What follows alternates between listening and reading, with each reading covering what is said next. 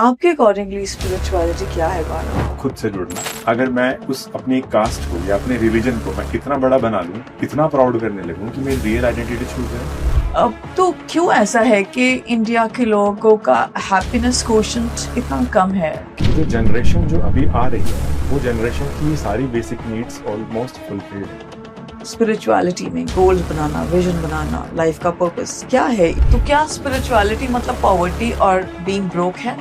Osho said that spirituality is not for poor people.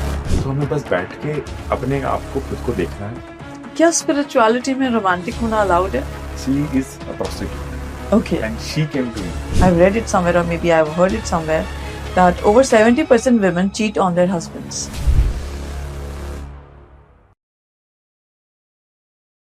आजकल spirituality के बारे में सब बात करते हैं, ये एक फैशन है, लाइक हर कोई मेडिटेशन, हीलिंग, वाइब्रेशन ये सब बातें कर रहा है।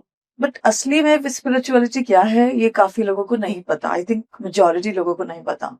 आपके अकॉर्डिंगली स्पिरिचुअलिटी क्या है गौरव? जैसे जब हमारी बेसिक नीड्स जैसे फूड, अच्छा क्लोथिंग, लोग मुझे जाने, मेरे बारे में बात करें, तो जब धीरे धीरे टाइम जैसे इवॉल्व हो रहा है तो आज सोशल मीडिया है तो एक फोटो पोस्ट करते हैं तो लोग धीरे धीरे उस पर लाइक्स मिलते हैं। तो यानी कि लोग जो हैं वो इन सभी चीजों से ऊपर इवॉल्व हो चुके हैं या हो रहे हैं, इस प्रोसेस में है। तो जब ऐसे प्रोसेस में है ना तो फिर सेल्फ एक्नॉलेजमेंट की फीलिंग्स आने लगती है कि मैं मेरे ऊपर काम करूं, इससे ऊपर लेवल मेरा क्या हो सकता है। तो स्पिरिचुअलिटी का रियल मीनिंग देखेंगे तो कहीं ना कहीं वो है खुद से जुड़ना, मेरे सोर्स को जानना। लेकिन इस प्रोसेस को बोलते हैं स्पिरिचुअलिटी बेसिकली। तो स्पिरिचुअलिटी कोई प्रैक्टिसेस का नाम नहीं है कि ये प्रैक्टिस किया तो ये स्पिरिचुअल प्रैक्टिसेस है। प्रैक्टिसेस हमें हेल्प करती हैं, हमें वो स्टेट ऑफ माइंड देने में जो जिसको हम स्पिरिचुअलिटी बोलते हैं। It's basically state of mind. Right.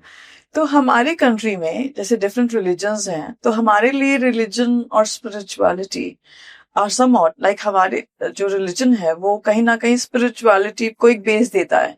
Like कहीं ना कहीं उसका कोई रिलीजन में कोई एग्जिस्टेंस तो है, बट वो अलग बात है कि हम लोग रिलीजन की वजह से स्पिरिचुअलिटी का राइट सेंस जो एसेंस है वो भूल गए हैं। तो क्या ये सच है? बेसिकली मुझे ऐसा लगता है कि जो रिलीजन्स है जनरली, वो रिलीजन एक बनाना का एक छिलका है और जो स्पिरिचुअलिटी है वो रियल फ्रूट है। I love that. या तो वो सपोर्ट करता है, डेफिनेटली एक शेल्टर देता है जब तक हम नर्चर नहीं होते हैं तब तक। और लेकिन जरूरी नहीं है। अब इस कॉन्टेक्स्ट को समझने के लिए हमें थोड़ा सा आइडेंटिटी की तरफ जाना पड़ेगा। स्पिरिचुअलिटी में जैसे जैसे आप आगे बढ़ेंगे तो आइडेंटिटी लूज करने लगते हैं। आइडेंटिटी कैसी भी हो सकती है, जैसे मैं एक रीजन से बिलोंग करता हूँ, तो अगर मैं कहूँ कि मैं उस रीजन से बिलोंग करता हूँ और मैं इस आइडेंटिटी को इतना बड़ा बना लूं कि मेरी रियल आइडेंटिटी जो है वो छोटी रह जाए। रियल आइडेंटिटी मतलब जिसको हम स्पिरिचुअल एसेंस बोल रहे हैं। राइट। ओके। The self. अगर मैं उस अपनी कास्ट को या अपने रिलीजन को मैं इतना बड़ा बना लूं कि मैं उसको लेके इतना प्राउड करने लगूं कि मेरी रियल आइडेंटिटी छूट जाए। जैसे कि मैं एक स्टेट से बिलोंग करता हूं और मैं ये कहूं कि मैं इसी स्टेट के लिए हूं, तो मैं इंडियन नहीं रहा फिर। बिल्कुल। क्योंकि मैंने उस स्टेट की उसकी आइडेंटिटी को इतना बड़ा बना लिया कि वो एक नेशन की आइडेंटिटी छोटी रह गई। राइट। तो ऐसे ही रिलीजन्स जो है वो हमारी आइडेंटिटी ना बनाए। तो लेकिन जब हम रिलीजन को ठीक से समझते नहीं हैं, जब हम इसको अपनी लाइफ में नहीं उतारते हैं, तो होता यही है कि हम उसको एक आइडेंटिटी बना लेते हैं जिसकी वजह से हम उस रियल एसेंस को भूल जाते हैं। राइट। और वो आइडेंटिटी बहुत नैरो होती है, बहुत लिमिटेड होती है और वो लिमिटिंग भी होती है, वो हमें लिमिट करती है। जैसे एक एग्जांपल देना चाहूंगा, एक बार गूगल पे जो कोरा प्लेटफॉर्म है उस पे एक क्वेश्चन मैं पढ़ रहा था ऐसे, तो किसी ने क्वेश्चन किया हुआ था कि he was from West Bengal, तो उन्होंने कहा था कि I have never seen anyone who has represented West Bengal. तो वो वेस्ट बंगाल से था, तो वेस्ट बंगाल से उन्होंने क्वेश्चन किया कि कोई मैंने ऐसा प्राइम मिनिस्टर नहीं देखा है जो वेस्ट बंगाल से गया हो, ओके। जो वेस्ट बंगाली हो। हम्म। तो वो वेस्ट बंगाली को एज ए पीएम देखना चाहते थे। ओह।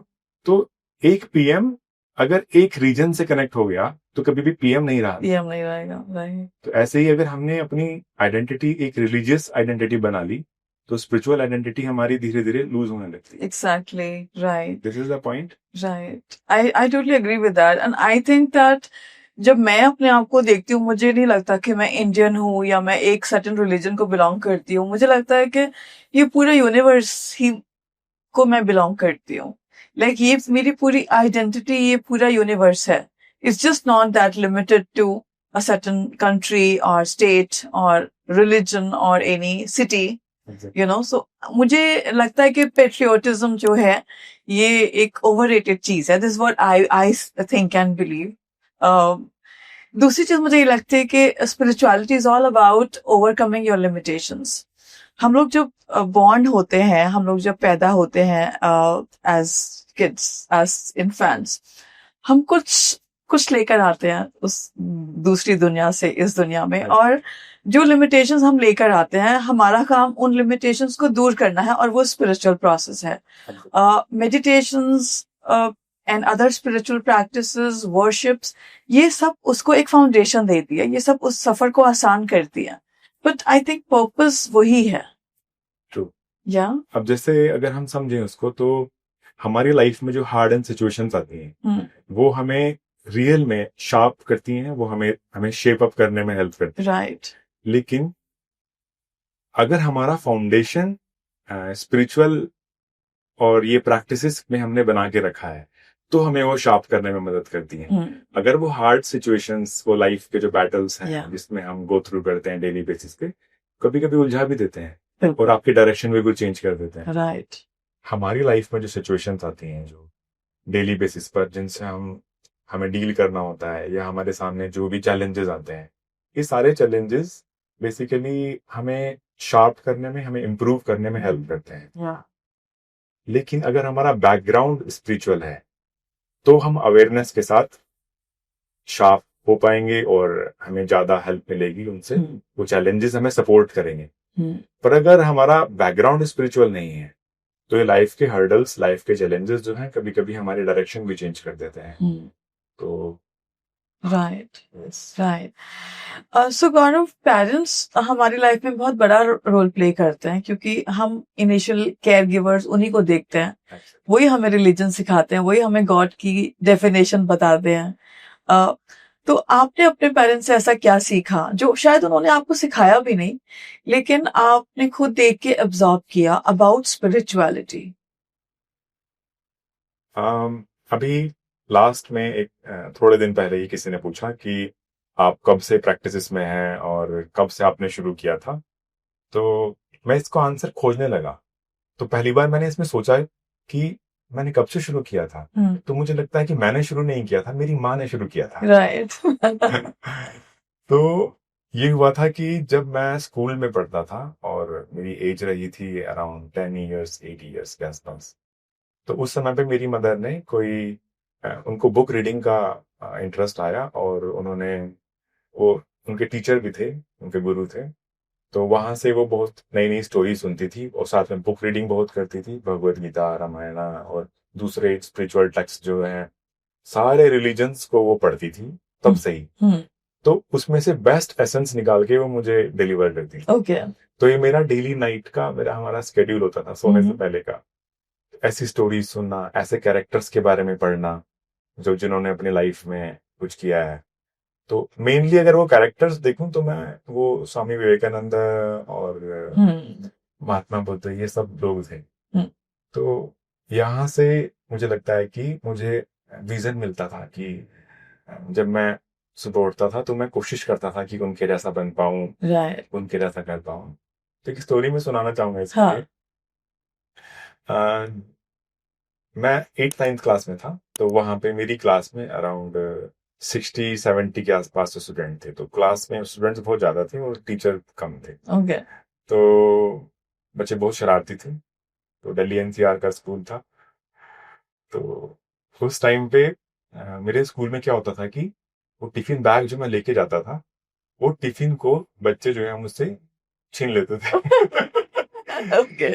और तो मैंने काफी दिन तक ये घर में नहीं बताया, और जब मुझे लगा कि ऐसा डेली बहुत टाइम से चल रहा है, तो मैंने अपने घर में भी बताया कि ऐसा ऐसा मैं जो टिफिन आप देते हैं वो बच्चे छीन लेते हैं। तो मेरी मदर को पता चला, तो मेरी मदर ने मेरा टिफिन जो है वो बढ़ाना शुरू कर दिया। ओके। तो मैं कहूंगा कि मेरी लाइफ में वो ब्लेसिंग थी, वो सब चीजें कि मैं सिर्फ मेरे लिए नहीं हूँ, मेरा एक नेचर है जो कि सोशल के लिए है, जो कि सर्विस के लिए है। मेरा तब से वो सर्विस करना, शेयरिंग करना, तब से वो एक नेचर का पार्ट बन गया था। वाओ। तो पेरेंट्स हमारी लाइफ में बहुत बड़ा रोल प्ले करते हैं, और मैं चाहूंगा कि हमारी लाइफ में जो पहला जो टीचर का रोल जो है ना, वो पेरेंट्स ही करें। राइट। तो आपकी लाइफ में बेटर टीचर कौन था? लाइक वो, I am sorry to say that better teacher, but then वो प्राइमरी टीचर आपकी मॉम थी या आपके डैड थे? प्राइमरी टीचर मेरी मॉम थी, एब्सोल्युटली। और फादर मेरे काफी स्ट्रिक्ट रहे हैं, तो ऐसा नहीं है। आपने फादर का जब जैसे क्वेश्चन किया, तो एक मैं उसके पीछे एक छोटा सा स्टोरी है। मैंने 12th क्लास में, मैं क्लास में सबसे नीचे था। ओके। और मार्क्स में, तो लास्ट में जब मार्क्स आए तो मैं I was the lowest in class. तो मैं घर जाने में मुझे बहुत गिल्ट था कि मैं ऐसा कैसे, ऐसे मार्क्स कैसे आ सकते हैं मेरे। तो it was on border line. Okay, but you pass. I passed. Okay. तो जब मैं अपने घर गया, तो मैंने मेरी मदर को बताया, और मैं घर जाके अपने रूम को लॉक कर लिया कि मेरे इतने कम मार्क्स आए हैं ऐसे। तो मेरी मदर ने मेरे फादर को बताया, तो मेरे फादर को पता चला, तो उन्होंने जब मुझे आवाज आई अंदर कि मेरे फादर ने लड्डू मंगवा लिए हैं, अच्छा। और वो लड्डू बांट रहे हैं। तो मैं उनको बोलता है कि ये क्या कर रहे हो आप? तो आप तो सोसाइटी में सबको बता रहे हो, सब लोग पूछेंगे कि क्यों लड्डू बांट रहे हो, तो आप बोलेंगे कि उसके इतने % मार्क्स आए हैं इसलिए। तो वो प्राउड कर रहे थे उसमें। तो मेरे को वहां से इंसाइट्स मिली ऐसा कि मार्क्स कितना मायने रखते हैं, और जब वो खुशी देखी मैंने उन पेरेंट्स पे, तो कितना इंपॉर्टेंट बात है कि अगर पेरेंट्स इसकी जगह पे अगर रिवर्स बिहेव करें, ठीक इसका रिवर्स, तो एक बहुत बड़ा सेल्फ डाउट क्रिएट हो गया। बिल्कुल। और मैंने अभी देखा है 80s भी मार्क्स आते हैं, 90s भी आते हैं, तो भी बच्चे रो रहे होते हैं कि हमारे 95 क्यों नहीं आए। राइट। तो ये अगर हम ऐसे स्टेटमेंट्स, ऐसे वर्ड्स अगर हम अपने लिए हम डिक्लेयर कर दें खुद को कि मेरे इतना इतना मैं लो आया है, या मैं ऐसा हूं, मैं और कर सकता था, तो समझ लीजिए कि हमने अपना पोजीशनिंग पहले ही लो पे रख लिया। जब पहले ही लो पे रख लिया, तो हम हायर चीजों को कैसे अचीव कर सकते? Right right. और ये बहुत कॉमन है। इट्स लाइक पेरेंट्स बहुत अनफेयर एक्सपेक्टेशंस रखते हैं अपने अपने बच्चों से कि उनके कितने ग्रेड्स आने चाहिए, उनको कैसे ग्रेड्स आने चाहिए, कितने % मार्क्स आने चाहिए, और फिर वो जज करते हैं अपने बच्चों को, दूसरे बच्चों के साथ कंपेयर करते हैं, उनके मार्क्स के साथ कंपेयर करते हैं। और फिर जब बच्चों के अंदर वो एक लो सेल्फ इमेज आ जाती है, वो एक लो सेल्फ वर्थ डेवलप हो जाती है, जिसमें वो हमेशा अपने आप को दूसरों से कंपेयर करते रहते हैं। तो आई लव दैट कि आपके पेरेंट्स ने वो सेलिब्रेट किया कि हालांकि आपके बहुत हाई ग्रेड्स नहीं आए, but still they celebrated you. So I think this is a beautiful thing. Like I think you have been a blessed child. Yeah right. तो इंडिया को एक कैपिटल कहा जाता है स्पिरिचुअलिटी की। सारे रूट्स जो हैं योगा के, मेडिटेशन के, स्पिरिचुअलिटी के, जब भी लोग इंटरनेशनली बात करते हैं, वो इंडिया के बारे में बात करते हैं। लाइक काफी लोग ऋषिकेश जाके रहते हैं, कुछ लोग योगा एंड स्पिरिचुअलिटी सीखते हैं, काफी बड़े गुरुज हुए हैं यहाँ पे। अब तो क्यों ऐसा है कि इंडिया के लोगों का हैप्पीनेस कोशेंट इतना कम है, कि लोग इतने पेन में हैं, इतनी सफरिंग में हैं? थैंक यू, आपने बहुत अच्छा क्वेश्चन पूछा है। इंडिया स्पिरिचुअल कैपिटल रहा है, और बहुत लंबे टाइम तक रहा है, और आज भी है। लेकिन क्या है कि ना, वो सारा जो ज्ञान है वो कहीं ना कहीं लिटरेचर तक रह गया है। वो हम लाइफ में इनकलकेट नहीं कर पा रहे हैं उसको। तो इसका एक रीजन ये भी है कि अभी रोटी कपड़ा मकान की हम अपनी विशेष से ऊपर निकल पा रहे हैं। राइट। तो जो जनरेशन जो अभी आ रही है ना, वो जनरेशन की ये सारी बेसिक नीड्स ऑलमोस्ट फुलफिल्ड है। तो अब जब नीड्स फुलफिल्ड है तो आगे की नीड्स क्या हो सकते हैं, तो वो जा रहे हैं। अब देखिए आप सोशल मीडिया को, एक दौर सोशल मीडिया का ऐसा था जहां पर आप सिर्फ मूवीज या सिर्फ जो अपने डे टू डे लाइफ के बारे में ब्लॉगिंग्स करते हैं, सिर्फ ये था। आज देखिए जितना टॉपिक ये वाला है उतना ही टॉपिक जो है स्पिरिचुअल भी है। बट आपको नहीं लगता कि स्पिरिचुअलिटी इंस्टाग्राम पे नहीं, असली लाइफ में दिखनी चाहिए? बिल्कुल दिखनी चाहिए, लेकिन एक एसेंस तो स्प्रेड हो रहा है। लोग इसको जानने की कोशिश तो कर रहे हैं। आज किसी को बताने की जरूरत नहीं है कि ये क्या है। सबको पता है कि इसका मतलब क्या है, और कहीं ना कहीं बैक ऑफ द माइंड सबके गोल्स में भी है ये सब चीजें कि हमें कुछ ऐसा करना है। अब देखिए आप, जैसे इंडिया के लिए ये एक बहुत बड़ी बात है। जैसे यहाँ पर किसी ने बताया नहीं इनको कि कर्म क्या होते हैं। ये इनके कैरेक्टर के अंदर है कि ये इनका बिलीफ अब इतना स्ट्रांग है कि बातों बातों में बोल देते हैं कि कर्मा, मेरे Karma is a very fashionable word by the way. मेरे कर्म था ऐसा, तो इसलिए मेरी लाइफ में पेन है। तो सोचिए कि इतना इनसाइट्स होना ये कोई छोटी बात नहीं है कि आपने प्रेजेंट सफरिंग को अपने पास्ट से कनेक्ट किया। तो यानी कि अपने प्रेजेंट को आप फ्यूचर से भी कनेक्ट करेंगे। तो टाइम आ रहा है, आई थिंक ये बहुत शॉर्ट पीरियड में अभी ये इतना कुछ देखने को मिल रहा है, तो आने वाले टाइम में हमें बहुत कुछ देखने को मिलेगा। Nice observation. I still would say कि जिस तरह का हम आसपास देखते हैं, लोगों के सफरिंग्स हैं, लोगों के पेन पॉइंट्स हैं, लोग बहुत इम्पेशेंट हैं, लोगों को बहुत नेगेटिव इमोशंस हैं, लाइक बहुत एंजाइटी है, स्ट्रेस लेवल्स बहुत हाई हैं, specially in the corporate world. अगर स्पिरिचुअलिटी उनको सही मायनों में पता चले तो उनकी लाइफ बहुत बेटर हो सकती है। But the thing is that I think that spirituality is not for the common people. People think like that. People look up to spirituality. But वो अभी तक लोगों की real day to day life में नहीं आई है। आपको क्या लगता है इसके बारे में? यस, आपने बहुत अच्छा बोला है कि अगर आप देखें तो जो कॉमन, जो हम डे टू डे लाइफ में, जो स्ट्रगलिंग लाइफ में जो लोग हैं अभी, वो उनको बेशक वो उस प्रैक्टिसेस में नहीं है, लेकिन उनके गोल्स में है, दूर के गोल्स में। कि हाँ, एक टाइम ऐसा आएगा कि हम अपना फाइनेंशियल फ्रीडम जब अचीव करेंगे तो हम कहीं माउंटेन्स पर जाएंगे या कहीं ऐसा घर लेंगे, हम एक पीसफुल लाइफ जिएंगे। तो जब ऐसे गोल्स बने हैं ना, तो मुझे लगता है कि ये गोल्स भी एक स्पिरिचुअल प्रोसेस के थ्रू ही आया है। ये गोल्स मुझे लगता है कि हर कॉमन पर्सन का है। जो आज 18-19 साल का बच्चा है जिसने अपना करियर शुरू किया है अभी, आप उससे भी पूछेंगे कि क्या करना है लाइफ में, तो वो भी यही बोलेगा कि फाइनेंशियल फ्रीडम मुझे चाहिए कम से कम टाइम में, और मुझे कुछ जाके बस अपनी लाइफ को मुझे जीना है। तो ये गोल्स में तो है कहीं, बेशक दूर के। तो अभी टाइम लग रहा है। ऑब्वियसली स्ट्रगल्स बहुत हैं, ऐसी बात नहीं है अगर हम देखें तो, लेकिन आएगा time. Okay, that's interesting, like you're very optimistic about it. दूसरी चीज मैं ये बोलना चाहती हूँ यहाँ पे कि goals and vision and purpose, हम लोग इसके बारे में बहुत बात करते हैं, लाइक दैट गोल्स बनाते हैं हम एक बहुत बेटर लाइफ जीना चाहते हैं, उसके लिए हम गोल्स बनाते हैं, एक विजन बनाते हैं। नाउ वो स्पिरिचुअल फ्रेम में कितनी आती है? लाइक क्या स्पिरिचुअलिटी में गोल्स बनाना, विजन बनाना, लाइफ का पर्पस क्या है इस उस स्पिरिचुअलिटी के अकॉर्डिंगली? आप क्या कहते हैं इसके बारे में? मैं अपने बारे में कहना चाहूँ। या देखिए, गोल्स एंड पर्पस ये दोनों ही एक तरह से फ्यूचर का पार्ट है। और ऐसा महान संतों ने भी कहा है, और ये लोगों ने इसको बहुत अच्छे से जिया है।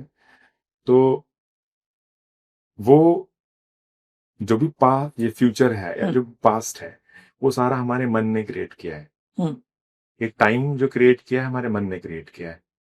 तो जो सच है वो वर्तमान है, जो अभी है। राइट। तो बस अभी का मतलब है ये क्षण जो चल रहा है। बिल्कुल। तो मैं ऐसा समझता हूँ कि इस क्षण को मैं कैसा जी रहा हूँ, बस यही लक्ष्य। ये जो चल रहा है अभी, जो मोमेंट मेरे सामने है, तो इसको मैं कैसा जी पा रहा हूँ, राइट। जी रहा हूँ या नहीं जी रहा हूँ, तो बस यही पर्पस। यही पर्पस है। Right, nice. बट इसके अलावा लोग फ्यूचर बेस्ड हैं, लाइक फ्यूचर में हैं या तो पास्ट में हैं। बहुत कम लोग हैं या बहुत कम टाइम के लिए हम लोग उस प्रेजेंट मोमेंट में रहते हैं। तो क्या हम कर सकते हैं उसके लिए? हम लोग कैसे वो प्रैक्टिस कर सकते हैं कि हम लोग प्रेजेंट मोमेंट में ज्यादा रहें और अपने पास्ट में और फ्यूचर में कम रहें? देखिए, आज जो हम सभी लोगों को देखते हैं, तो कहीं ना कहीं अगर आप देखेंगे उनको थोड़ा उनके मन को जानने की कोशिश करेंगे, तो आज वो खुश है। लेकिन वो किस बात को लेके खुश है? वो इस बात से खुश है कि मेरा फ्यूचर में मैं ऐसा करूंगा। तो प्रेजेंट में जो हैप्पीनेस हमें दिख रही है ना लोगों में अभी, वो फ्यूचर की वजह से है।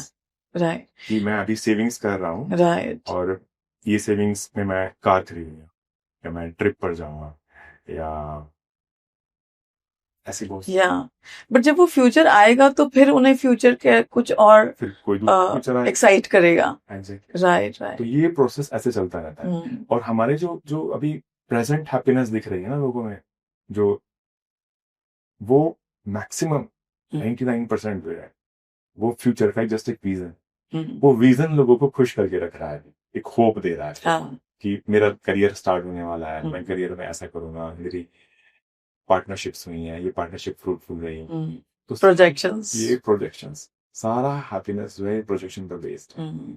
या तो इसीलिए तभी है ना, जब हम अपने मन को देखना शुरू करें, एक पल रुक के, कि मेरा ध्यान कहाँ है, मैं कहाँ देख पा रहा हूँ, तो पाएंगे कि it is 99% future and 1% past. या I think more in past. Lots of people stay in past also. Isn't it? Yeah. क्या स्पिरिचुअलिटी में रोमांटिक होना अलाउड है? आई थिंक रोमांस का मतलब स्पिरिचुअल लोगों के लिए थोड़ा डिफरेंट हो सकता है। क्या है वो मतलब? वो हो सकता है कि क्योंकि जो रोमांस में जो फीलिंग है ना, उस फीलिंग में वो हमेशा रहता है। जैसे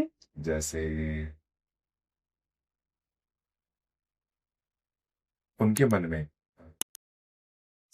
एग्जाम्पल देता हूँ, जैसे एक कपड़े में हमने एक नोट लगाया, जब नोट लगाया तो आप उस नोट को देख रहे हैं।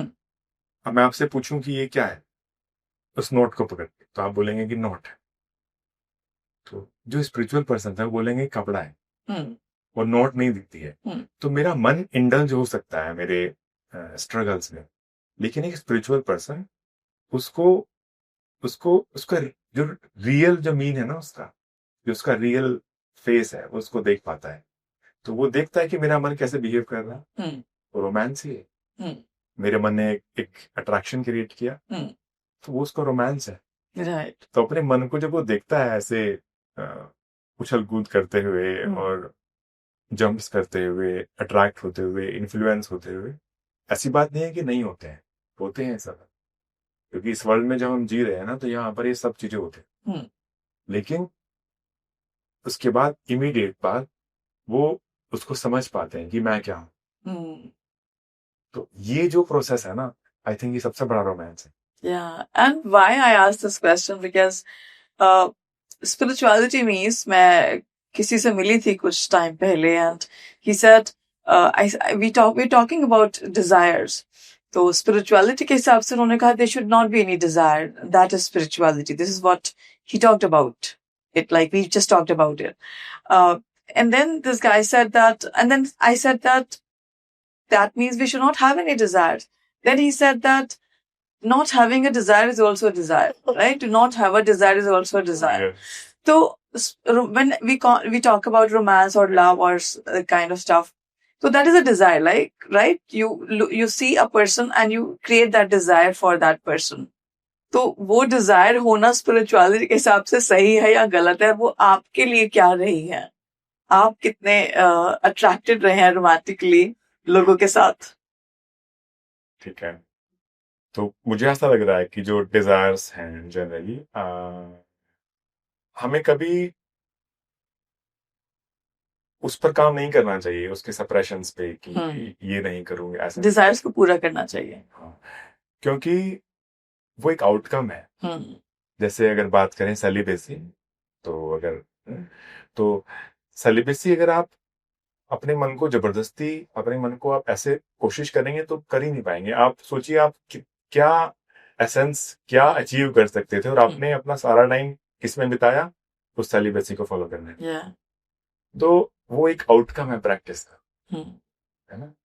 तो उसके लिए आपको एफर्ट नहीं करना पड़ेगा, ये धीरे धीरे अपने आप से रिड्यूस होता जाएगा। तो हम बेसिकली उस स्टेट की बात कर रहे हैं जो स्टेट हम अचीव करना चाहते हैं।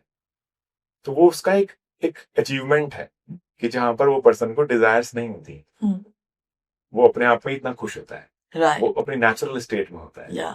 तो उस नेचुरल स्टेट को अगर हम दूसरे वर्ड से डिफाइन करेंगे, आनंद, खुशी, हैप्पीनेस, तो फिर डिजायर ही नहीं है, वो ऐसे ही इतना खुश है। लेकिन अगर हम दूसरे रास्ते से जाएं कि मुझे डिजायर नहीं होनी चाहिए और तभी मैं स्पिरिचुअल, तो समझ लीजिए कि फिर तो करने कुछ सप्रेस्ड डिजायर्स हैं, करने कुछ चले थे और फंस कहीं और गए। I love that. It's like आप बोल रहे हैं कि डिजायर्स जो भी आती जाएं उन्हें हम फुलफिल करते जाएं जब तक वो आती जाएं। क्या इसका कोई एंड है? Very nice. मुझे लग रहा है कि आपने मेरी बात को कंप्लीट किया है। डिजायर को हम कंप्लीट तो कब से करते आ रहे हैं, फिर भी इनकम्प्लीट है, राइट। और प्रोसेस कोई एंड नहीं, प्रोसेस चल ही रहा है। तो हमें रुक कर ये समझना चाहिए कि जो मैं इतने लंबे टाइम से कर रहा हूं, तो क्या इसको जीने में, इसको फुलफिल करने में कोई स्टेट ऑफ अचीवमेंट मिलती है जो परमानेंट है? तो नहीं मिलती। तो यानी कि क्लियरली पता चलता है वो सिर्फ ज्ञान से पॉसिबल है। जो तृप्तियां हैं, जो हमारी जो वृत्ति जो हमें अंदर से जो आ रही है बार बार, जिसको हम अंदर की इनकम्प्लीटनेस को हम बाहर से फुलफिल करने की कोशिश कर रहे हैं, उसका सोल्यूशन अंदर ही है। राइट। जब तक वो सोल्यूशन पे नहीं रहेगा, काम नहीं होगा, तब तक हम बाहर की तरफ ही फुलफिलमेंट पे ही काम करते रहेंगे, राइट, जो कि एंडलेस है। Right. And I would also say that this is a journey, like it's a never ending journey. Yes. And it's just a journey of working on ourselves. हमें अपने ऊपर काम करते रहना है, अपनी लिमिटेशंस को देखते रहना है, और उन लिमिटेशंस को दूर करने का काम ही स्पिरिचुअल प्रोसेस है। गौरव, आप जस्ट स्टाइल में काम करते हैं और उसके अलावा भी आपने काफी काम किया है, आप सेलिब्रिटीज के साथ भी काम कर चुके हैं। किस तरह के प्रॉब्लम्स लेके लोग आपके पास आते हैं? प्रॉब्लम्स जो सबसे ज्यादा आप तक आई हैं वो रिलेशनशिप्स को लेकर। ओके। अभी करंट टाइम पे। ऑलराइट। सो क्या है वो प्रॉब्लम्स? और इस प्रॉब्लम में वो 18 to 20 जो टीन एज है, वो भी आए हैं, और सेम ही प्रॉब्लम्स में 60s में भी आए। ओके। तो सोचिए कि 18 वाला सोच रहा है कि मैं इस प्रॉब्लम में, तो 60 वाला भी सेम प्रॉब्लम है। तो किस तरह की प्रॉब्लम्स है ये? बेसिकली है तो ये रिलेशनशिप इश्यूज, जैसे मैं बताना चाहूँ, रिसेंटली मिला किसी से और उनके मल्टीपल रिलेशंस थे। पहले एक्स्ट्रा मैरिटल। तो पहले एक रिलेशनशिप में आए, फिर दूसरे में आए, फिर तीसरे में आए, फिर पांचवें में, प्रोसेस चलता जा रहा। और and how old was this person? He was around 45। Okay. तो वो नंबर्स मैंने नहीं पूछा उनसे, लेकिन जो रिलेशनशिप में आए वो सारे रिलेशंस चले लंबे मतलब। अच्छा। तो अब सोचिए कि अब जो उस पर्सन के अगर आप मन की स्थिति देखें तो वो इतना कुछ यहाँ लेके बैठा है, हार्ट में इतना कुछ लेके बैठा है, हाँ क्योंकि जो भी रिलेशनशिप से हम सोच रहे थे कि ये मुझे सेटिस्फैक्शन देगा, उसने एक नया द्वेष क्रिएट कर लिया। क्योंकि जब चीजें आती हैं तो अपनी प्रॉब्लम्स, प्रोस कॉन्स दोनों लेके आती है। करेक्ट। तो उसकी अपनी एनर्जी थी उस पर्सन की, वो आपने स्टोर की। थोड़े टाइम के बाद आपको लगा कि इसमें इंटरेस्ट नहीं है, फिर दूसरे मिल जाते हैं। और ऐसे ही वो जो इनकी लाइफ में जो लोग आए वो भी सेम प्रोसीजर को फॉलो कर रहे थे। ऐसा नहीं है कि वो यही पर्सन की लाइफ में ऐसा हुआ, जो आ रहे थे ना लोग, वो लोग भी ऐसे ही। राइट, क्योंकि वो उसी फ्रीक्वेंसी पे थे तो उसी तरह के लोगों को अट्रैक्ट कर रहे थे अपनी लाइफ में। तो जैसा मैं हूँ, मेरी लाइफ में मुझे मेरे जैसे लोग मिलते जाते हैं। एग्जैक्टली, या मैं अपने जो एक इस पर एग्जाम्पल से समझाना चाहूँ, जैसे एक राजा है और एक दरबान उसका। तो राजा का जो दरबान है ठीक राजा के रूम के बाहर है, बिल्कुल। और राजा जो है उसके पास बहुत ऑप्शंस है और उसके पास अपॉर्चुनिटी है, वो अफोर्ड कर सकता है। तो वो बहुत सारे पार्टनर्स चेंज करता रहता है, करता रहता है होल लाइफ। बहुत सारी रानियां होती बहुत सारी रानियां राइट आती रहती हैं।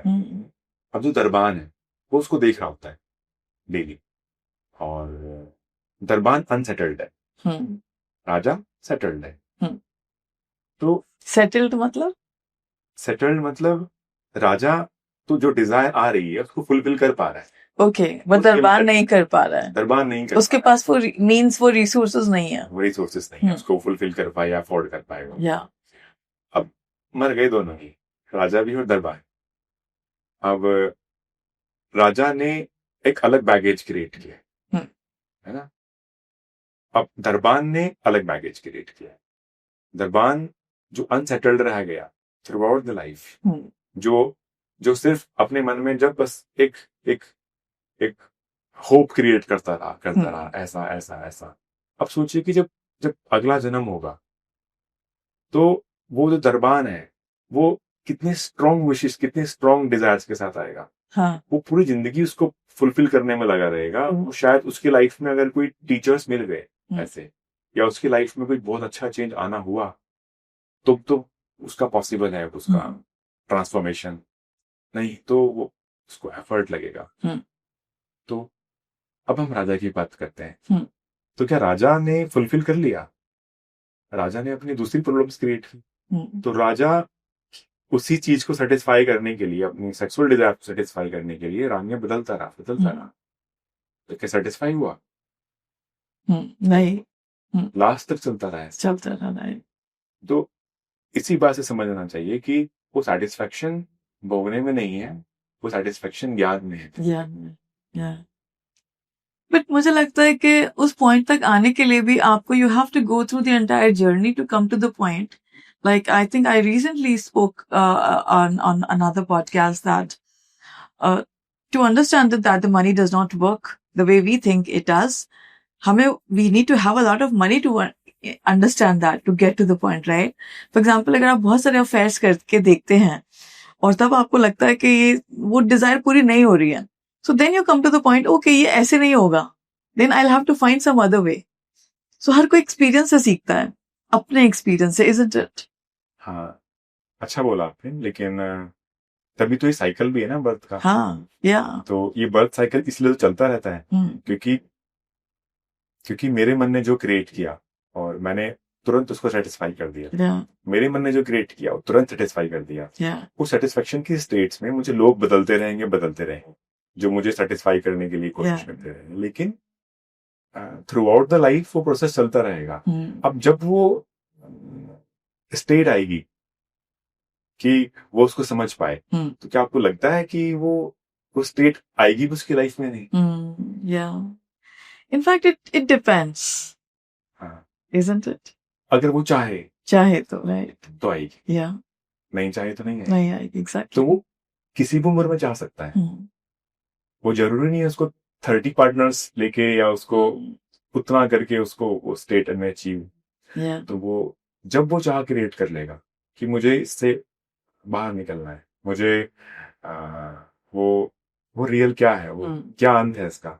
जब उसके मन में क्वेश्चंस आएंगे ना, तो आई थिंक उसको सॉल्यूशंस मिलने लगे। सॉल्यूशंस मिलने लगेंगे, हाँ, राइट राइट तो नहीं तो एंडलेस प्रोसेस है। राइट एंड इसमें आई तो बर्थ साइकिल को या बर्थ साइकिल बोलते हैं ना। या डेथ है, फिर बर्थ है, फिर डेथ है, फिर फिर बर्थ है। डिजायर्स पूरी करते हैं, फिर बर्थ होता है, फिर डिजायर्स पूरी करने में लगे रहते हैं, फिर डेथ होती है, and then that cycle goes on and on मैं एंड आपको ऑन।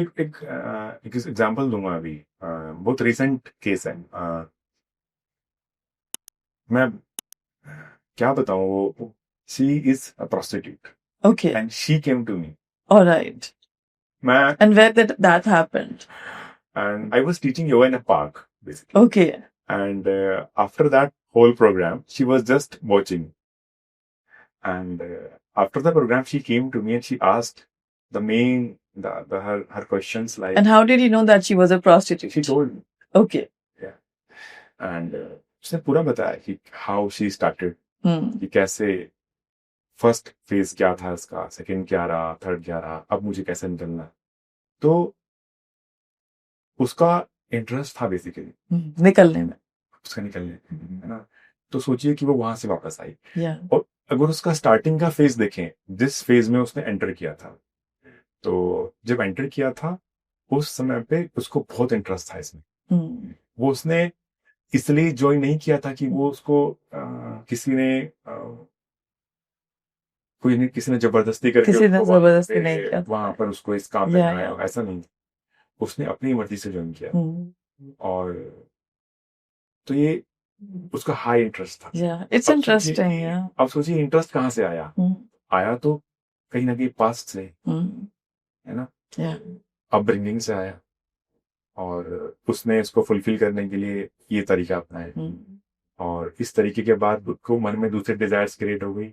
अब डिजायर्स क्या थी? लग्जरी की। तो अब लग्जरी की डिजायर फुलफिल हुई। तो उतना कम एज में, शी वॉज अराउंड 31-32, उतना कम एज में उसको रियलाइज हुआ कि ये एंडलेस है और मैं कब तक इसके पीछे भागती रहूंगी। तो उसने हेल्प के लिए कि मैं, मेरा आगे आने वाला फेज जो है उसमें मुझे लग्जरी भी छूटेगी और ये भी छूटेगा। जब ये छूटेगा तो उस फेज में मैं खुद को संभाल पाऊं। तो जब चाहा तो उसको तुरंत सॉल्यूशन मिल गया। हाँ, मुझे लगता है कि यूनिवर्स हमें सपोर्ट करता है, हम जो चाहते हैं हम उसमें सपोर्टेड होते हैं। But now the thing is that the desire, कि डिजायर है क्या। और ये इंटरेस्टिंग है जो आप इस बारे में बात कर रहे हैं, extra marital affairs. I think I know this study, I have read it somewhere और maybe I have heard it somewhere, that over 70% women cheat on their husbands. So this is like the study strongly suggests that the extramarital affairs, right? तो क्या क्या like आप कैसे इसको suggest करेंगे, क्या help करेगा इसको ओवरकम करने के लिए ये प्रॉब्लम? क्या करना चाहिए अगर कोई लड़की को लगे कि मैं एक एक्स्ट्रा मैरिटल अफेयर में हूँ, या लड़के को लगे मैं एक एक्स्ट्रा मैरिटल अफेयर में हूँ, तो क्या ये गलत है? और अगर गलत है या नहीं है तो उसको नेक्स्ट स्टेप क्या करना चाहिए? गलत है या नहीं है, ये अगर वो अपने मन को देखेगा ना, तो शायद वो सबसे अच्छा वो बता पाएगा। कि अगर उससे पूछें कि अबर अभी आंखें बंद करो, अपने मन को देखो, तो उसको खुद से पता चल जाएगा कि वो कितने दुखों में है। क्योंकि है तो एक झूठ, एक झूठ के साथ रोज जी रहे हैं, एक झूठ के साथ रोज जी रहे हैं। बहुत सारी चीजें छुपानी भी पड़ती होंगी। हाँ बिल्कुल। तो जितना छुपाना, झूठ बोलना, और उसको नहीं बताना, उसको नहीं बताना, और वो उस फियर के साथ जीना कि किसी को पता ना चल जाए, और फेक इमेज क्रिएट करके रखना। हाँ, सोचिए कि कितना संभाला है उसके मन ने। ये बहुत डिफिकल्ट टास्क है। हाँ, बहुत डिफिकल्ट टास्क है। आप ऐसे इंसान से पूछिए कि खुश हो गया, आपको पता चल जाएगा कि खुश है। या तो उन्हें क्या करना चाहिए? जब उन्हें पता है कि खुश नहीं हूं, तो ये सेल्फ ऑब्सेशन जो चल रहा है, जो हम अपने आप को सीख करते हैं पार्टनर्स, तो सोचिए कि हम जब भी हम सीख करते हैं ना ऐसी चीजों को, तो हम अपने आप को बहुत डाउनग्रेड करके रखते हैं। राइट। और जब भी हम डाउनग्रेड करके रखते हैं, तो हम अपना सेल्फ जो वैल्यू, जो हम सेल्फ वर्थ अपने आप को डिमीन कर रहे हैं। डिमीन करते हैं, या तो अपनी एनर्जी को हमने पहले ही लो कर दिया है। करेक्ट। जब लो कर दिया है तो समझिए कि आप एक फेक फेस, बस उसको एक एक्सप्रेसिव में आप अच्छा एक्सप्रेस करने की कोशिश Yeah. करते रहेंगे, लेकिन आप इंटरनल देखेंगे तो आपका मन कभी खुश नहीं रह सकता। राइट हो रहा है। राइट। और इसकी वजह शायद सेक्सुअल क्रेविंग्स ही है किसी ना किसी तरह। अगर तो वो स्पिरिचुअलिटी में कहाँ फिट होती है? एक सजेशन मैं जरूर देना चाहूंगा अभी, श्योर। आ, जितना हमारे अंदर ये स्ट्रॉन्ग डिजायर्स हैं, समझ लीजिए इतना ही पोटेंशियल है, स्पिरिचुअल पोटेंशियल। या जिसमें स्ट्रॉन्ग डिजायर्स है ना, वो समझ लीजिए कि बहुत हाई पोटेंशियल्स है। बस वो एक मिलने के देर है, एक बार चाह रखने की देर है कि मैं ऐसा चाहता। वो रियलाइजेशन होना बाकी है बस। या एक बार रियलाइज हुआ ना, तो मुझे लगता है कि ये स्पार्क है, एनर्जी है, हाई एनर्जी, जो बस इस फॉर्म में दिख रही है, जो जा रही या है। जैसे रियलाइज हुआ, आई थिंक बहुत जल्दी काम। बहुत जल्दी काम होगा। Right.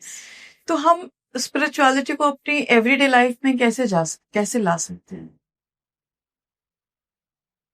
For these people, Yeah, for these people and for everybody else too. Like spirituality को देखा जाता है कि वो कुछ स्पेसिफिक लोगों के लिए है। स्पिरिचुअलिटी मतलब स्पिरिचुअल लोगों को मटेरियल डिजायर्स नहीं होने चाहिए हमारी नॉर्मल माइंडसेट मेंटालिटी के हिसाब से। उनके कोई फिजिकल डिजायर्स नहीं होने चाहिए। उनके कोई उनको एक सर्टेन लाइफस्टाइल जीना चाहिए जो कि काफी नॉन मटेरियलिस्टिक, काफी पॉवर्टी। आई मीन अगर आप दूसरे लफ्जों में बोलें तो spirituality meaning poverty. So I know a lot of people who say that they are spiritual and perhaps they are doing a lot of practices, but internally they are, I mean, financially also they are quite broke. तो क्या spirituality मतलब poverty और being broke है? बहुत अच्छा question. मुझे लगता है कि हमें स्पिरिचुअलिटी को डिफाइन ही नहीं करना चाहिए इस तरीके से, कि वो लोग बहुत स्पिरिचुअल प्रैक्टिसेस में हैं और फाइनेंशियली स्ट्रगल कर रहे हैं। ओके। स्पिरिचुअलिटी एक फीलिंग ऑफ अबंडेंस है, या संपन्नता की स्टेट। राइट। जब आप संपन्नता की स्टेट में होते हैं तो आप हर चीज में संपन्न होते हैं। आप सेक्सुअली भी, फाइनेंशियली भी, लग्जरियस रिलेशनशिप्स में भी, Yeah. तो फिजिकली भी, एक good health, right, good mind and Joy and happiness. या तो आप एक बार दोबारा क्वेश्चन रिपीट करिएगा। मैं ये पूछ रही थी आपसे कि जैसे कि स्पिरिचुअलिटी को देखा है, हमारे टिपिकल माइंडसेट है कि स्पिरिचुअलिटी मतलब पॉवर्टी। अगर कोई स्पिरिचुअल है तो उसके पास बहुत पैसे नहीं होने चाहिए, उसकी बहुत मटेरियलिस्टिक डिजायर्स नहीं होने चाहिए, उसकी सेक्सुअल डिजायर्स भी नहीं होनी चाहिए। लाइक ये हमारा एक बहुत ही कॉमन सब मिसकॉन्सेप्शन मैं बोलूंगी है। तो आप इसके बारे में बताइए कुछ। हाँ, ये कंसेप्शन आई थिंक हमारे बहुत सारे रिलीजियस और बहुत सारे बैकग्राउंड ने क्रिएट किया है कि जस्ट एन एग्जांपल, कोई स्पिरिचुअल पर्सन है और वो उसके पास वो लग्जरी में जी रहा है, तो जो लोगों का जजमेंटल है उनके लिए रहेगा कि ये तो स्पिरिचुअल हो ही नहीं सकता। हाँ, क्योंकि ये तो बहुत अच्छी कार में है, बहुत अच्छे घर में रहता है Right. और वर्ल्ड ट्रैवल करता है, तो ये लोगों का जजमेंटल है। उनको लगता है कि अच्छा स्पिरिचुअल प्रैक्टिसेस, स्पिरिचुअल पर्सन तो उसको साधु में होना चाहिए। हाँ, उसको उस ड्रेस में होना चाहिए। करेक्ट। उसका एक ड्रेस कोड है, उसका एक स्टाइल है। Yeah. तो आप समझ लीजिए कि एक चीज से निकले और दूसरी चीज में फंस गए। राइट। एक एग्जांपल देना चाहूंगा इसके लिए मैं। हॉरर मूवीज आपने देखी होंगी, जो पुराने टाइम पे हॉरर मूवीज जो मेरे टाइम पे थी, उस टाइम पे एक मूवी देखी थी जिसमें एक कपल को एक फादर ने एक क्रॉस दिया था भूत को डराने के लिए। अब जैसे ही वो भूत आता था तो वो क्रॉस को दिखाता था, भूत चला जाता था। ओके। तो जब जैसे ही भूत आया तो उसके हाथ में वो क्रॉस नहीं था उस टाइम, वो क्रॉस नीचे गिर गया था, तो फटाफट उस क्रॉस को ढूंढने लगा। वो क्रॉस मिल गया फाइनली, और क्रॉस से भूत भाग गया। अब उसके मन में नया डर आ गया कि मुझे इस क्रॉस को हमेशा अपने साथ रखना है। अब वो नया डर था एक, कि ये क्रॉस मेरे पास होना चाहिए। अब जितना डर भूत का है उतना डर क्रॉस का भी है, राइट। तो हम निकले थे सन्यासी बनने के लिए, लेकिन सन्यास धारण करने के लिए एक वेशभूषा धारण की, एक डूज डोंट्स बनाए, तो अलग चीज में फंस गए, अलग जगह फंस गए, राइट। या तो बात है सारी फंसने की। फंसने तो की, एग्जैक्टली। वो आया है आपको आइडेंटिटी से निकालने के लिए, और अगेन एक आइडेंटिटी, और आपने एक नई आइडेंटिटी क्रिएट करके आप उसके अंदर स्टक हो गए, right. And I love that sentence when Osho का एक सेंटेंस है, Osho said that spirituality is not for poor people. क्योंकि जब तक आप ब्रेड एंड बटर के स्ट्रगल में फंसे हैं, तब तक आप कुछ और नहीं देखेंगे। आपके लिए वही एक प्राइमरी सोर्स ऑफ सेटिस्फैक्शन है, बिकॉज वो आपकी बेसिक नीड्स हैं। Yeah. So now I would like to come to that question before we wrap up, that कैसे लोग spirituality को अपनी day to day life में ला सकते हैं? जैसे आपने अभी क्वेश्चन किया था इससे पहले कि spirituality is not for the poor people. Yeah. It's a statement by Osho. हाँ, एग्जैक्टली। Yeah. एक्चुअली मैं कहूंगा कि ये हमारे प्रारब्ध पर डिपेंड करता है कि हमने पास्ट कैसे जिए हैं अपने। ऐसे बहुत लोग हैं जो, क्योंकि एक छोटा बच्चा तो मनी के अप्रोच से ऊपर होता है, लग्जरी के अप्रोच से ऊपर होता है।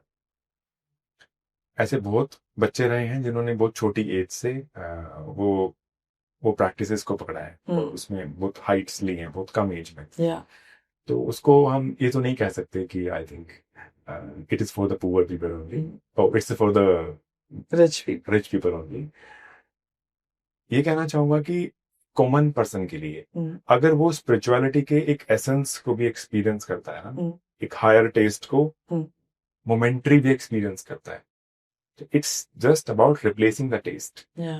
तो हम जिस टेस्ट को अचीव करने के लिए इतना लाइफ में इतनी प्रॉब्लम्स क्रिएट करके रखते हैं, इतने हैसल पसल्स क्रिएट करके रखते हैं, तो एक बार वो हायर टेस्ट एक्सपीरियंस हुआ ना, तो आप उसको बार बार अचीव करना चाहेंगे, बार बार अचीव करना चाहेंगे। और जब आप उस हायर टेस्ट को अचीव करते हैं ना, तो आप अबंडेंस की स्टेट में जाने लगते हैं। Right. और जब आप मेंटली आपको लगता है कि आप संपन्न है ना, तो आप वो करते हैं जिसके लिए आप बने हैं। तो हम इसको इस तरह से भी कह सकते हैं कि जब आप स्पिरिचुअल प्रैक्टिसेस में जाते हैं ना, आप अपनी एक एज में जाइए, जैसे कि एक you just pass out from the college, उसके बाद आपने इन प्रैक्टिसेस को अपनी लाइफ में इनकलकेट किया, तो आई थिंक आप लाइफ के जो बेस्ट जो फ्रूट है ना, जिसको लोग पूरा लाइफ एक्सपीरियंस करने के बाद जब शुरू करते हैं, वो आप यहाँ से शुरू कर रहे हैं। तो Right, I get it. Also, I would say that spirituality को आपकी day to day life में लाने का सबसे अच्छा तरीका यही है कि आप अपने limitations को देखना शुरू करिए, rather than आप victim mindset में रहें और आप हर चीज को like God give me this, God give me that. Prayer is not like that. Prayer is all about, हमारी prayer कबाला से मैंने सीखा कि हमारी prayer हमेशा God को change करती है normal लोगों की as per religion। हम बोलते हैं कि कोई मर रहा है कोई ना मरे, कोई बीमार है कोई बीमार ना हो, कोई गरीब है कोई अमीर हो जाए, like this is basically the universal creation. और हम सबको वही मिल रहा है जो हमें मिलना है हमारी जर्नी को पूरा करने के लिए, फुलफिल करने के लिए, हमारी लाइफ के पर्पस को फुलफिल करने के लिए। और जब हम उस चीज को एक विक्टिम माइंडसेट की तरह देखते हैं और हम उसके लिए एक विक्टिम बन जाते हैं, हमें लगता है कि हमारे साथ अनफेयर हो रहा है, गॉड हमारे साथ इनजस्टिस कर रहा है, और हम रिलीजियस प्लेसेस में जाके प्रेयर शुरू कर देते हैं कि हमें ये सब हमारे प्रॉब्लम्स खत्म हो जाए, instead of changing ourselves, instead of working on our own limitations. I think this is the start when people can do to implement these spiritual practices in their day-to-day life. Example अगर हम ले इसके लिए, तो जब मैं मेरे college days में था योगा में ही, तो वहां पर किसी ने मेरे को एक वीडियो कैमरा गिफ्ट किया, तो वीडियोस बनाने के लिए। उन्होंने कहा था कि ही वाज फ्रॉम यूएस, कि आप उस टाइम पर व्हाट्सएप नहीं था कि right, I know, yeah, उन्होंने कहा था कि यूट्यूब रहेगा, आप यूट्यूब पर इसको पोस्ट कर दीजिएगा। राइट। ठीक है। तो मैंने वो, मेरे नेचर में नहीं था शायद, मैं नहीं कर पाया उस टाइम। तो वो कैमरा रखा था, वो कैमरा सभी लोगों ने यूज किया मेरे अलावा। वो कैमरा खराब हो गया। तो वो नेक्स्ट ईयर जब आए मेरे पास, तो उन्होंने कहा कि वो अपनी वीडियोस तो एक भी पोस्ट नहीं की। तो मैंने कहा कि वो पोस्ट हो नहीं पाई क्योंकि कैमरा खराब हो गया। तो उन्होंने कहा कि वो कैमरा खराब कैसे हो गया, वो तो बहुत अच्छा कैमरा था, मैंने नया ला के दिया था आपको बिल्कुल। तो उन्होंने मुझे कैमरा गिफ्ट किया, या उन्होंने वो कैमरा के लिए मुझे मैनेजर रखा उसकी देखभाल करने के लिए? आप बताइए। हाँ, ऑब्वियसली उन्होंने एक एक्सपेक्टेशन थी उन्हें आपसे हाँ। कि वो कैमरा उन जैसा वो चाहते हैं वो वैसे यूज होगा। वो Yeah. ठीक काम करता रहे, Yeah, इसके लिए उन्होंने एक मैनेजर की तरह रखा। हम्म, तो हम अपनी खुशियों के लिए गॉड को रिस्पॉन्सिबल मान लेते हैं कि राइट। मेरी लाइफ में मैंने आपको सरेंडर कर दिया, तो मेरी लाइफ में ये प्रॉब्लम्स कैसे हो सकती हैं। हाँ। तो अगर उन्होंने मुझे कैमरा दे दिया तो मैं चाहे इसको रखूं, हम्म, चाहे खराब करूं, चाहे किसी को दूं, हम्म, वो मेरी मर्जी है। yeah, तो ऐसे ही स्पिरिचुअलिटी में भी अगर मैंने खुद को सरेंडर किया है, तो उस सरेंडरनेस का फ्रूट है ये कि मेरी लाइफ में जो सिचुएशंस आ रही हैं, गुड्स हैं बैड्स हैं, वो सरेंडरनेस का एक फ्रूट है। yeah, तो अगर आप देखेंगे तो ये सारी सिचुएशंस जिसको हम हर्डल समझ रहे हैं, जिसको हम परेशानी समझ रहे हैं या कष्ट समझते हैं, तो ये कैसे आपको सपोर्ट करेंगी yeah, और आपको शेप अप करने में हेल्प करेंगी। yeah, that's तब beautiful. आएगा जब सरेंडरनेस होगा। Exactly. Yeah. But yeah, I understand that what you're saying. But then it's not for the people who don't understand this stuff. Surrenderness is something like it's a heavy word. It's like उन्हें पहले कहीं basic से शुरू करना पड़ेगा to get to the point where they understand what actually surrender means and how to do it actually. हाँ, वैसे अगर एक इजी तरीका है जो हम डिस्कस कर रहे थे अभी पहले, अपनी लाइफ की प्रॉब्लम्स को जस्ट लिखिए बैठ के कि मेरी लाइफ में जो प्रॉब्लम्स चल रही है मैं कैसा फील कर रहा हूँ। Yeah. थॉट्स नहीं, थॉट्स तो चेंज होते रहेंगे। हाँ. थॉट्स के पीछे के Real emotions, problems. Yeah, yeah. मेरे इमोशंस कैसे हैं, मैं क्या खुश हूँ, मेरी खुशी में क्या कमी है, कहाँ से। तो आप देखेंगे जब हम रिवर्स जाएंगे ना यहाँ से, तो हम रूट कॉज तक पहुंच जाएंगे कि वो रूट कॉज कहाँ से आ रहा है। Yeah, yeah. तो हमें बस बैठ के अपने आप को खुद को देखना है कि अभी मेरी लाइफ कैसी चल रही है और इसके कॉजेस क्या है, मैं कैसे काम कर सकता हूँ। बस इस बैठने भर के दे रहा है मुझे लगता है। Yeah, yeah, that's beautiful. Gaurav, how can people contact you? How can they get in touch with you, stay in touch with you, and how can we follow your work? I am on Instagram and my Instagram ID is Gaurav Yog, GAURAVYOG, and this is how they can connect me. And my email ID is GAURAV Balyan BALIYANYOG @gmail.com. They can write to me whatever they want, and I will be very happy to support that.